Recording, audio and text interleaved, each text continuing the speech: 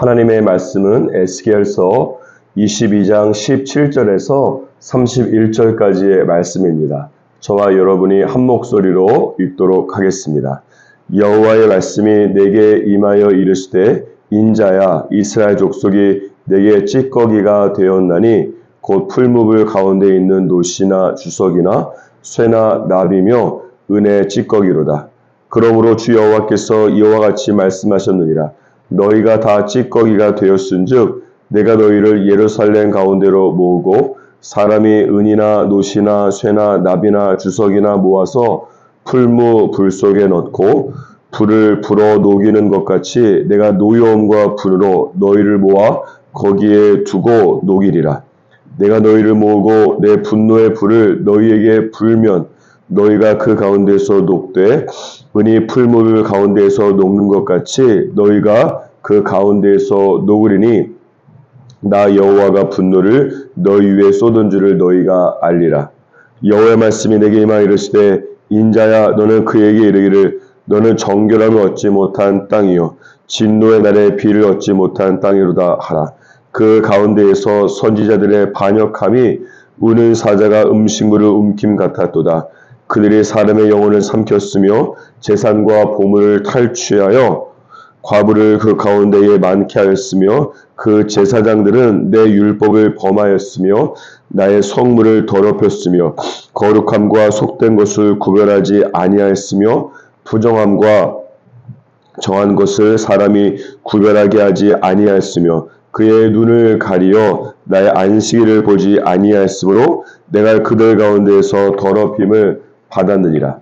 그 가운데에 그 고관들은 음식물을 삼키는 일이 같아서 불의한 이익을 얻으려고 피를 흘려 영혼을 면하거늘 그 선지자들이 그들을 위하여 회를 치라고 스스로 허탄한 이상을 보며 거짓 복수를 행하며 여호와가 말하지 아니하였어도 주 여호와께서 이같이 말씀하셨느니라 하였으며 이 땅 백성은 포악하고 강탈을 일삼고 가난하고 궁핍한 자를 압제하고 나그네를 부당하게 학대하였으므로 이 땅을 위하여 성을 쌓으며 성 무너진 데를 막아서서 나로 하여금 멸하지 못하게 할 사람을 내가 그 가운데서 찾다가 찾지 못하였으므로 내가 내 분노를 그들 위에 쏟으며 내 진노의 불로 멸하여 그들 행위대로 그들 머리에 보응하였느니라. 주 여호와의 말씀이니라. 아멘. 하나님께서 에스겔 선지자를 통해서 이스라엘 족속에 대해서 불로 재련한 금속에 찌꺼기 같이 되었다라고 말씀하고 있습니다. 오늘 이 말씀을, 이 18절 말씀을 메시지 영어 성경으로 보면 찌꺼기라고 하는 말 앞에 가치가 없다라고 하는 뜻의 worthless라고 하는 단어가 사용되고 있습니다. 따라서 하나님께서는 이스라엘이 더 이상 가치가 없는 존재가 되었다라고 말씀하고 있는 것입니다. 이사야 43장 4절에 보면 하나님께서 이스라엘에 대해서 너는 내 눈에 보배롭고 존귀하다라고 말씀하고 있습니다. 그런데 어떻게 이런 이스라엘이 한순간에 보배로운 존재에서 worthless, 쓸모없는 백성으로 가치 없는 백성으로 전락하게 된 것입니까? 이것은 크게 두 가지 이유를 생각해 볼 수 있습니다. 첫 번째는 인간은 자신이 따라가는 대상을 닮아가기 때문입니다. 예레미야 2장 5절에 보면 이스라엘이 하나님을 멀리하고 가서 헛된 것을 따라 헛되이 행하였다라고 말씀하고 있습니다. 이 구절을 영어 성경에서는 좀 더 구체적으로 이야기하고 있는데 헛된 것을 따라가서 헛되이 되었다라고 번역하고 있습니다.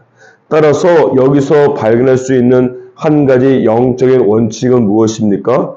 내가 무엇을 따라가느냐 하는 것이 내가 어떤 사람이 되는가 하는 것을 결정한다는 것입니다. 헛된 우상을 따라가면 헛된 사람이 되고 존귀한 하나님을 따라가면 존귀한 사람이 되는 것입니다. 히브리서 12장 2절에 보면 믿음의 주요 온전케 하시는 이인 예수를 바라보자라고 말씀하고 있습니다.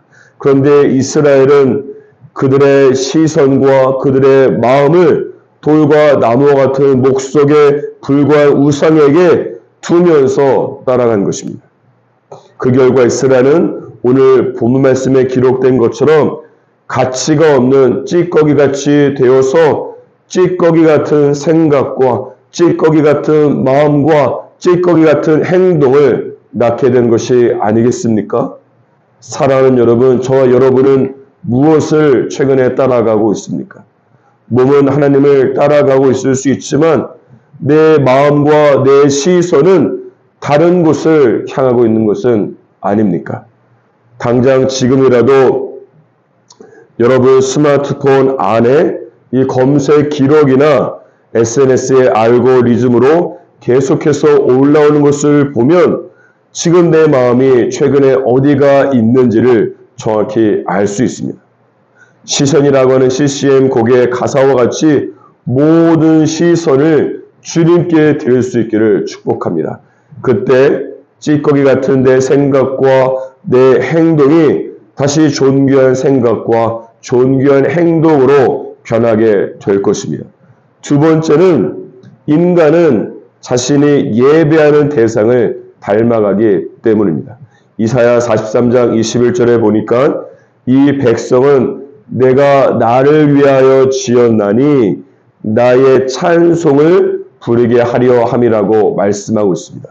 이 구절에서 찬송은 예배라고 할 수 있는데 여러분 예배가 무엇입니까? 예배는 영어로 worship으로서 그 의미는 무엇인가 하면 어떤 한 대상에게 가치를 드린다라고 하는 의미가 그 안에 있습니다. 그렇기 때문에 하나님께서 창조하신 인간은 존귀하신 하나님을 찬양하고 존귀하신 주님께 합당한 가치를 드릴 때에 존귀한 인간이 존귀한 존재가 되는 것입니다. 하지만 이스라엘이 이런 하나님의 창조 질서를 무시하고 가치가 전혀 없는 worthless한 우상을 섬기고 예배하였기 때문에 그들 자체가 우상과 같이 worthless한 존재가 되어버린 것입니다. 이런 면에서 저와 여러분이 하나님을 충분히 예배하지 못하면 하나님을 닮아가기보다 세상을 닮아갈 수밖에 없는 것입니다. 저희 대부분이 절대적으로 많은 시간을 보내는 장소가 어디입니까? 교회라기보다도 바로 세상이 아니겠습니까? 따라서 이 절대적인 시간을 세상에서 많이 보내기 때문에 세상을 이길 수 있는 힘은 무엇인가 하면 바로 예배에서 나오는 것입니다.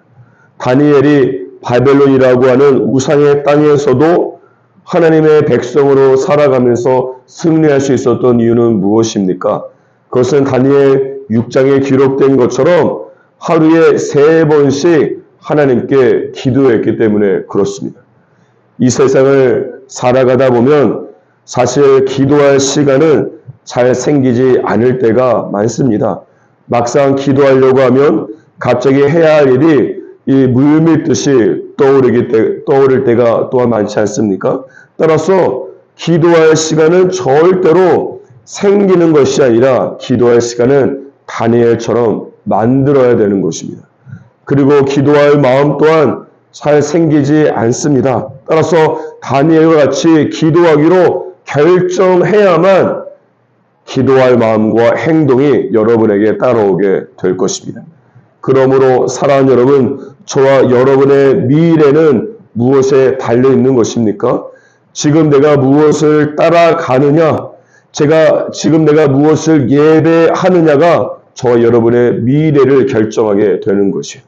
이 영적인 원칙을 세상에서는 어떻게 이야기하는가 하면 내가 지금 어떤 책을 읽고 있고 어떤 사람을 만나고 있는가 하는 것이 나의 5년 후의 모습이라고 말하기도 합니다. 저 여러분은 매일마다 나를 부인하고 나의 십자가를 지고 예수를 따라가면서 예수를 예배하면서 존귀한 작은 예수와 같은 사람이 되기를 주님의 이름으로 축복합니다. 다시 본문 말씀으로 돌아와서 23절 이하에 보면 하나님께서 선지자와 제사장과 고관과 이 일반 백성에 이르기까지 모든 계층의 죄악에 대해서 말씀하고 있습니다. 28절에 한번 보시면 선지자들은 어떻습니까?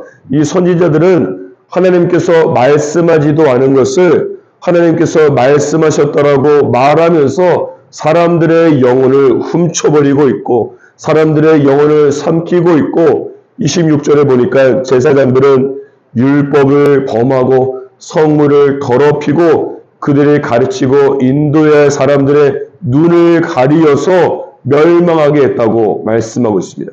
또한 27절에 보면 고위 관료들은 어떻습니까? 이 사람들은 그들을 위한 불이한 이익을 취하기 위해서 이리와 같이 사람의 영혼을 피 흘리게 했다라고 말씀하고 있고 29절에 보니까 일반 백성들은 강탈을 일삼고 가난하고 궁핍한 자를 압제하고 나그네를 부당하게 학대하였다라고 말씀하고 있습니다.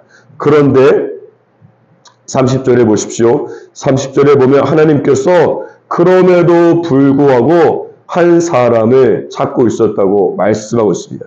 어떤 사람입니까?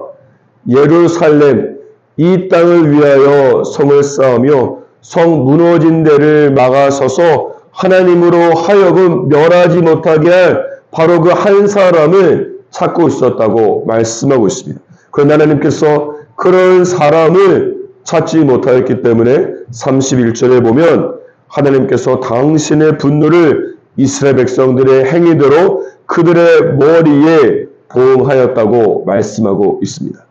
여기서 알 수 있는 두 가지 영적인 원칙을 발견할 수 있습니다. 첫 번째는 무엇인가 하면 내 인생의 성에 무너진 곳을 막아서서 기도하는 중보 기도자를 주시도록 하나님께 기도하는 것이 정말로 중요합니다.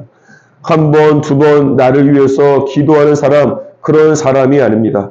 생각날 때마다 나를 위해서 기도하는 사람도 아닌 것이요. 생각이 나지 않으면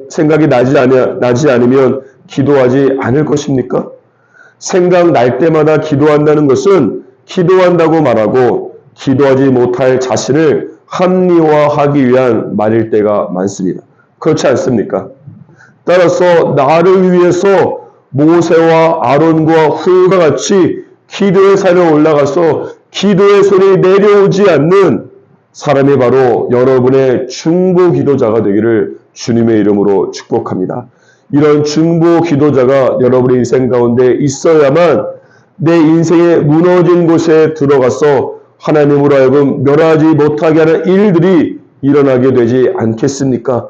따라서 사랑하는 여러분, 저 여러분의 인생에 모세와 아론과 훌과 같은 중보 기도자가 있기를 하나님 앞에 간절히 기도하면서 중보 기도자의 역사를 경험하면서 살아가는 저와 여러분이 되기를 주님의 이름으로 축복합니다.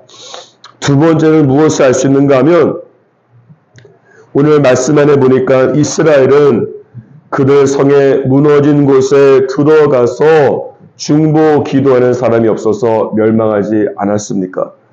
하지만 사실 저와 여러분은 어떻습니까? 로마서 8장 34절에 보면 예수 그리스도께서 하나님 우편에서 우리를 위하여 간구하신다고 말씀하고 있습니다.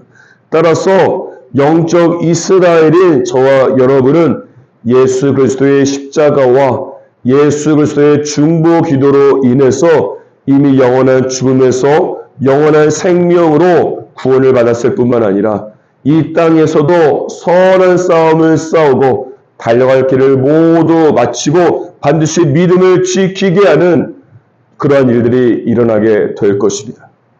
예수 그리스도께서 저와 여러분의 중보자가 되시기 때문에 그렇습니다. 따라서 사랑하는 여러분, 오늘 하루 살아갈 때에 나를 위해서 하나님 보좌 우편에서 중보 기도하시는 예수 그리스도로 말미암아 내 인생 속에서 만나는 아말렉과 싸워 승리하는 저와 여러분이 되기를 주님의 이름으로 축복합니다.